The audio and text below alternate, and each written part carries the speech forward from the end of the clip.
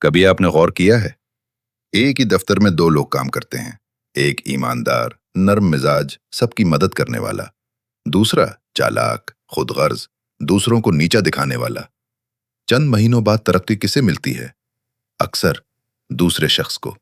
اور یہی وہ لمحہ ہے جب دل میں ایک سوال پیدا ہوتا ہے، کیا واقعی اس دنیا میں اچھے لوگ ہار جاتے ہیں اور زہریلے لوگ ہمیشہ جیت جاتے ہیں؟ ماہرین نفسیات کہتے ہیں کہ ہمارا دماغ خطرے کو سچ سے زیادہ تیزی سے محسوس کرتا ہے۔ جب کوئی شخص غصہ کرتا ہے، ڈراتا ہے یا دوسروں پر حاوی ہونے کی کوشش کرتا ہے تو ہمارے دماغ کا ایک حصہ، جسے امیگڈلا کہتے ہیں، فوراً متحرک ہو جاتا ہے۔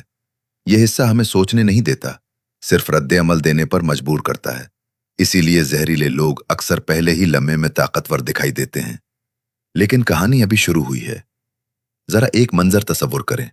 آپ نے اپنے دوست کو صرف اتنا کہا، مجھے لگتا ہے تم نے میری بات غلط سمجھ لی۔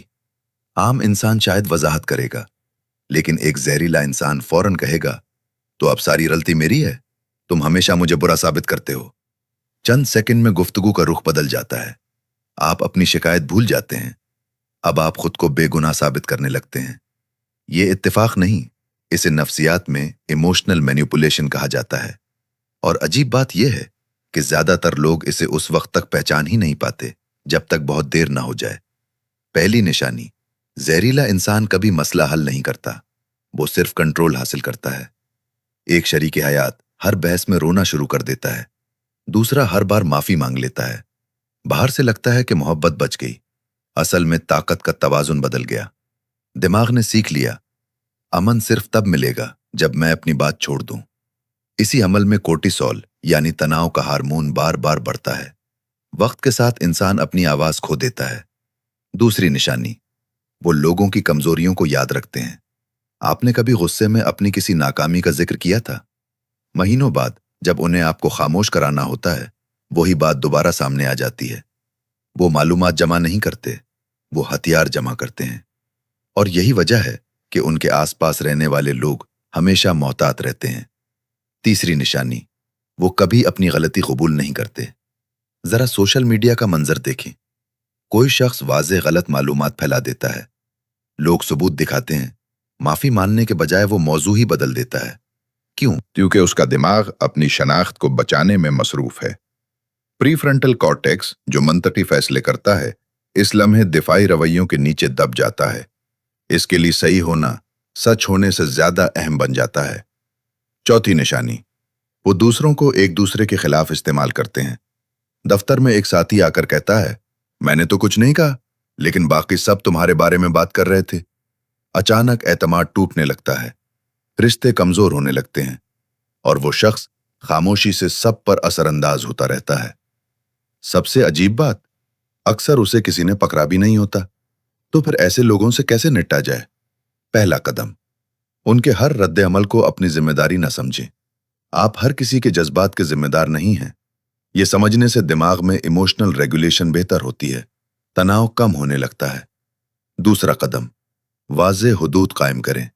صرف نہیں کہنا کافی نہیں، خاموشی سے اس نہیں پر قائم رہنا ضروری ہے۔ شروع میں سامنے والا زیادہ غصہ کرے گا، کیونکہ اس کی پرانی حکمت عملی ناکام ہونے لگے گی، لیکن آپ کا دماغ بھی بدل رہا ہوگا۔ اس عمل کو نیورو پلاسٹیسٹی کہتے ہیں۔ ہر بار جب آپ اپنی حد برقرار رکھتے ہیں، دماغ ایک نئی عادت بناتا ہے۔ تیسرا قدم، ان کے الفاظ سے زیادہ ان کے رویے کو دیکھیں۔ جو شخص بار بار وعدہ توڑتا ہے، وہ معافی سے نہیں بدلتا، صرف مستقل عمل ہی کردار ثابت کرتا ہے۔ زیادہ تر لوگ یہی غلطی کرتے ہیں، وہ الفاظ سنتے ہیں، دانشمند لوگ رویہ دیکھتے ہیں۔ اور آخر میں، شاید زندگی کا سب سے عجیب سبق یہی ہے، زہریلے لوگ اکثر دوڑ کے شروع میں آگے نکل جاتے ہیں، کیونکہ انہیں دوسروں کو دھکا دینے میں ہچکچاہٹ نہیں ہوتی۔ لیکن زندگی 100 میٹر کی دوڑ نہیں، یہ ایک لمبا سفر ہے۔ راستے میں اعتماد چاہیے، سکون چاہیے، حقیقی تعلقات چاہیے، اور یہ چیزیں خوف سے نہیں بنتی، کردار سے بنتی ہیں۔ اگر آج بھی کوئی زہریلا شخص آپ کی زندگی میں بظاہر جیت رہا ہے، تو جلدی فیصلہ مت کیجیے۔ کبھی کبھی جو عمارت سب سے اونچی نظر آتی ہے، اس کی بنیاد سب سے کمزور ہوتی ہے۔ اور جو انسان خاموشی سے اپنی عزت، اپنی حدود اور اپنی ذہنی سلامتی کی حفاظت کرتا ہے، وہ شاید دنیا کی نظر میں فاتح نہ لگے، مگر جب رات کو سرے پرسکون تکیے پر رکھتا ہے وہی اصل کامیاب انسان ہوتا ہے۔ اور اگر آپ انسانی نفسیات، دماغ اور تعلقات کے ان چھپے ہوئے رازوں کو سمجھنا چاہتے ہیں تو اس سفر میں ہمارے ساتھ ضرور جڑیے، کیونکہ بعض اوقات ایک نئی نفسیاتی حقیقت پوری زندگی بدل دیتی ہے۔